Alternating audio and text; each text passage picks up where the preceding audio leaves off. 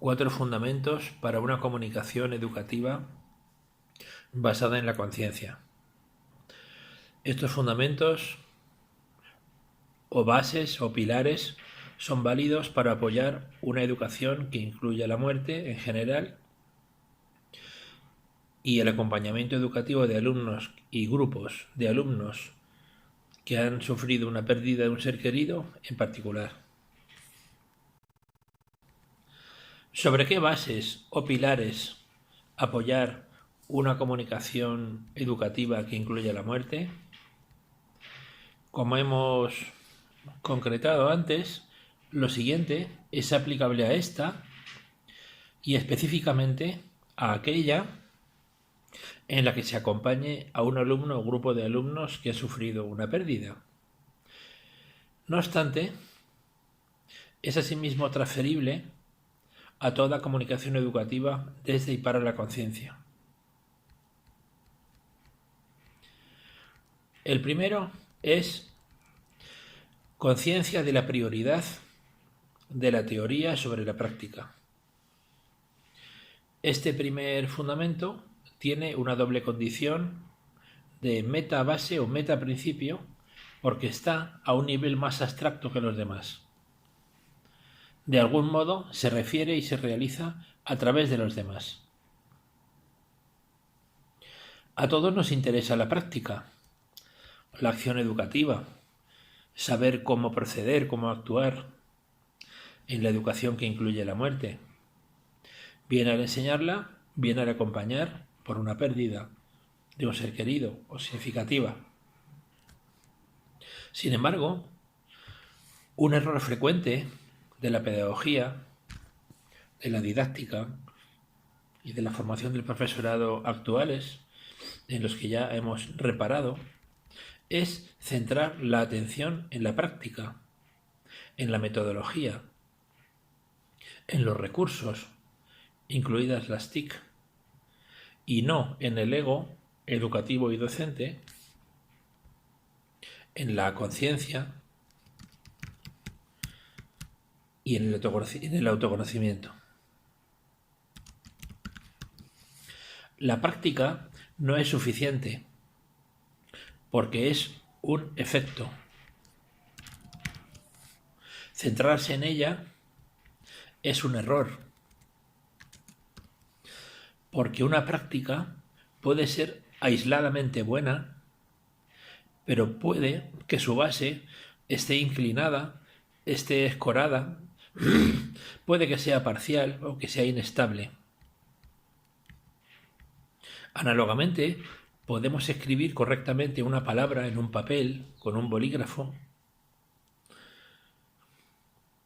o poner una dirección de WhatsApp correctamente, pero si lo hacemos mientras conducimos un vehículo y el coche se sale de la carretera, ¿qué utilidad tendrá esa escritura relativamente bien hecha? Por tanto, el interés profesional, con base en la conciencia, no solo radica en cómo proceder, sino en qué apoyar la práctica.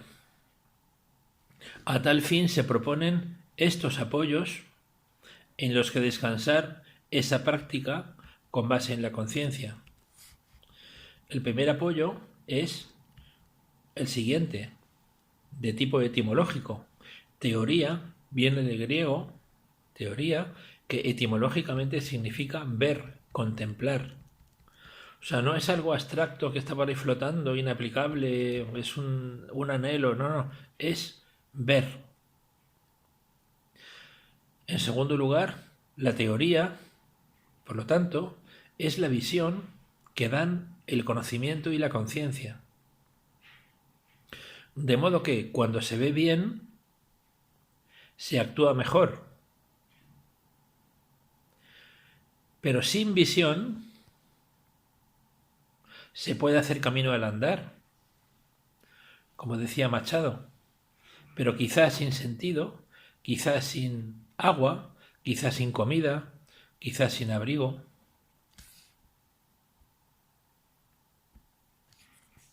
Por tanto, lo más importante nunca es la acción, sino la conciencia de la acción. Tercer apoyo viene de la naturaleza, como nos enseñó Lao Tse, Comenio y otros maestros. Y es que la naturaleza nos muestra que en el mundo animal la cabeza va adelante y la cola va detrás, no al revés. Desde esta observación sí puede tener sentido la unidad dialéctica entre teoría y práctica. Y esta es la primera base, el primer fundamento. El segundo fundamento se refiere a la conciencia de estar en un contexto social, educativo y científico. Queremos decir por científico relativo a la pedagogía y a otras ciencias de la educación, no propicio. Una pequeña explicación para reflexionar juntos y luego la propuesta de los apoyos.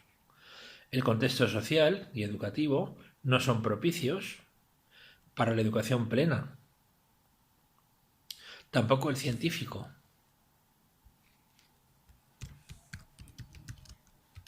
Es la lógica del salmón la que puede justificar el avance en sentido contrario al normal, al de las multitudes, lo cual es buena señal. Y estos son los apoyos concretos. El primero es que no estamos en sociedad del conocimiento. Nuestra sociedad es más bien la de la ignorancia, la del egocentrismo, la sociedad de la necedad, la inmadurez generalizada, etc. Queda muchísimo por poder llamarnos sociedad del conocimiento y mucho más aún sociedad de la educación. Segundo apoyo es que la educación, entendida como campo de acción, que eso es lo que es, y la pedagogía y otras ciencias de la educación, como campos del saber o campos científicos actuales, no son favorables por ejemplo, estar basadas en el saber y en el aprendizaje, y ser, por tanto, incompletas, insuficientes, superficiales, periféricas, eminentemente funcionales y competenciales, o sea, profesionistas. Esto hila con la crítica que hace Rousseau a la educación de su tiempo, que sigue siendo aplicable hoy. Economicistas, orientadas eminentemente al desarrollo social o a la dimensión social de la persona, o sea, lo exterior o lo exterior de lo interior de la persona, parciales, con total abandono del interior de lo interior de la persona, preconfucianas o presocráticas, por no saber que no se sabe siquiera qué es la educación en toda su amplitud y profundidad, etc. ¿Dónde está la raíz del error? Pues posiblemente esté en su polarización en el ego social, en la sola adquisición, se entiende, de conocimientos, en la acumulación, en la atención solo en lo demandado, solo en lo situado, solo en lo actual, y solo en lo normal. Y por lo tanto, en la dejación o en la exclusión de la pérdida se entiende de conocimientos y de condicionamientos, también en la dejación o exclusión del autoconocimiento, no como lo entiende la psicología o la pedagogía actuales, sino entendiéndolo como respuesta a quién soy yo esencialmente y no cómo soy ni cómo es mi personalidad, que no tiene ningún sentido. Eso no debería llamarse autoconocimiento, sino solo autoanálisis.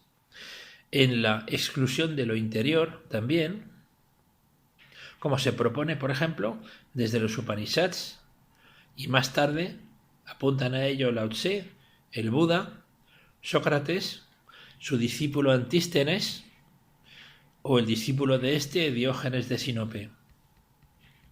O sea que referentes, incluso occidentales, también hay. La síntesis vuelve a la misma conclusión a la que llegó Cebes. Y es que lo que se llama educación es pseudoeducación.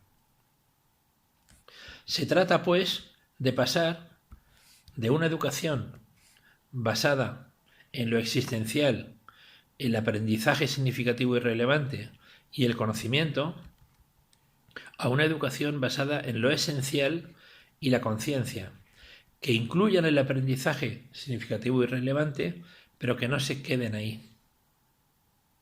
Por incorporar en primer plano el descondicionamiento, la pérdida de conocimientos sesgados, el autoconocimiento, el amor y el despertar de la conciencia mediante la meditación. El tercer apoyo es la tendencia al condicionamiento y al adoctrinamiento. Lo habitual es condicionar vía creencias, certidumbres, ideologías, convicciones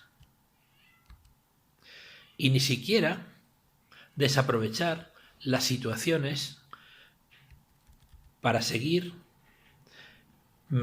actuando para meter en cuevas o en cavernas. Estoy refiriéndome a la alegoría de Platón de la República. En cavernas o en cuevas, repito, de seguridades y de certezas a las personas. Mejor si son niños y cuanto antes. Incluso desde hechos luctuosos. Es preciso un esfuerzo para emprender una enseñanza desde un concepto de muerte amplio, fenoménico, evolutivo, vía conocimiento, rigor, duda, ignorancia lúcida, etc. Y desde la libertad de pensamiento, pero no desde cualquier libertad de pensamiento,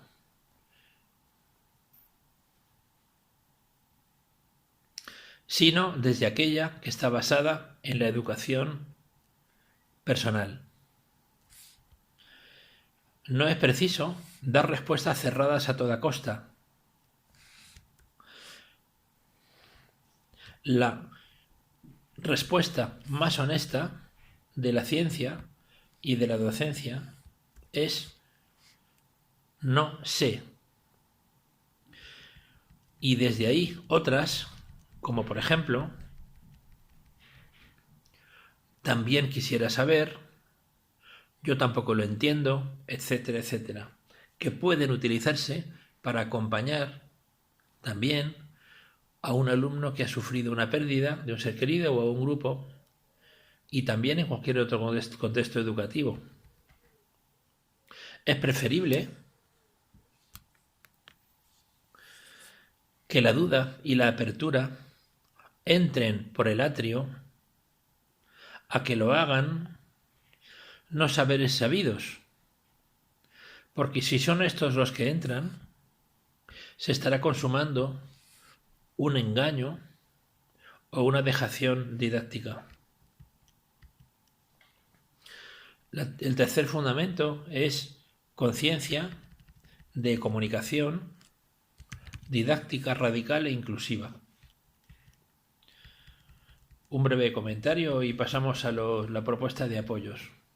Lo radical parece que no existe, porque, como las raíces, no se ve, pero condiciona todo lo visible, lo aparente.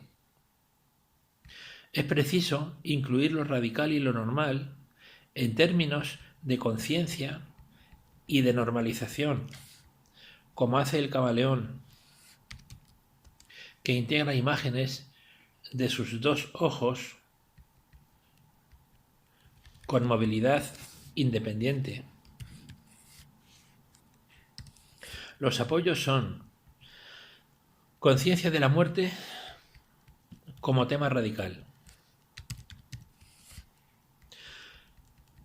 La muerte no es un tema disciplinar ni transversal, sino radical. Es de otra familia de retos educativos diferente. La dimensión radical del currículo y de la educación es relevante, pero no está normalizada. No la aborda el discurso de los organismos internacionales de educación. No depende de contextos ni de épocas. Por tanto, es un tema perenne y universal. No es extraña a los maestros y docentes más conscientes y no se demanda. La muerte no es un reto radical único, porque junto a él habría otros deseables o positivos, como la conciencia humana, el autoconocimiento, la humanidad, el amor, la meditación, y también otros indeseables o negativos, como la ignorancia, el egocentrismo, la necedad, la estupidez humana, la barbarie, la inmadurez generalizada de la humanidad,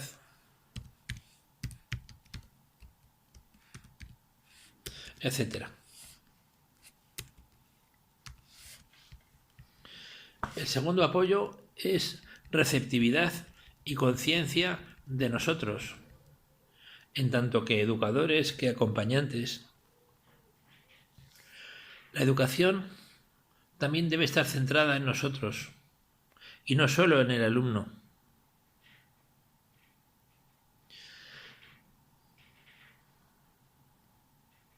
Es decir,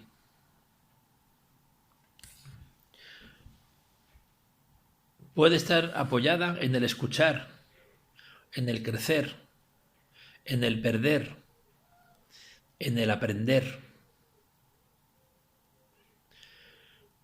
Tenemos que constatar un equilibrio entre el dar y el recibir. Es importante también una conciencia de nuestra naturalidad o una conciencia de nuestra generosidad o ser conscientes también de nuestra sensibilidad, de nuestra calidez, de nuestra empatía, de nuestro equilibrio personal, de nuestra madurez, de nuestra formación, dentro de ella interiorización, fortaleza, capacidad técnica, coherencia,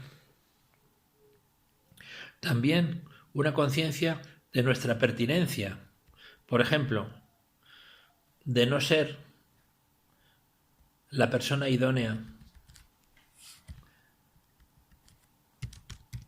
para acompañar a un alumno o incluso a un grupo, seamos tutores o no.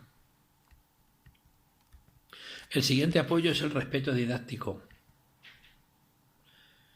que en este contexto lo referimos a cuidar lo que se comunica, a no mentir, a no adoctrinar, a no condicionar,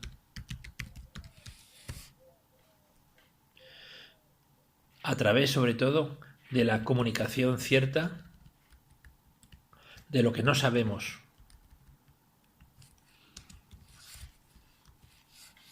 El siguiente apoyo es presencia de la familia en la comunicación profesor-alumno, porque aunque la familia no esté presente físicamente, sí puede estar presente desde el punto de vista de la conciencia. ¿Y cómo? A través de la conciliación de creencias, en su caso, por ejemplo, a través de la fórmula propuesta en su día por Marc Cortina, y es: a tu familia le gusta pensar que, o a tu papá le gusta pensar que, o esta institución prefiere pensar que, pero lo importante es lo que pienses tú. Y con este mensaje, en principio, es conciliable cualquier tipo de orientación doctrinaria con la propuesta educativa, que siempre está centrada en la educación de la razón, incluyendo por razón todos los procesos psíquicos que existen. Razón como el concepto de razón que tenían los griegos clásicos, o sea, como aquello que somos. Otro pilar es conciencia del educando, de su discurso. El educando, entendido por educando el alumno, de su discurso, sus características evolutivas, sus características personales, de sus miedos naturales y también de los inducidos por la familia, por la religión, por la institución, por los amigos. Y el sexto apoyo es conciencia del tipo de fallecimiento y otras circunstancias, que respondería a quién ha fallecido, cómo ocurrió, estaban juntos, quién habló la última vez con él o con ella, qué le dijo, cómo era su relación con el alumno, con el grupo, en su caso, ha sido una muerte anunciada, ha sido sorpresiva, etc. Y el cuarto fundamento es conciencia de evaluación posterior, formativa, individual, flexible, global, inmediata. La práctica educativa, que incluye la muerte, y la educación basada en la conciencia en general, continúa al terminar de acompañar al individuo, sea éste una persona o un grupo. Por ejemplo, así: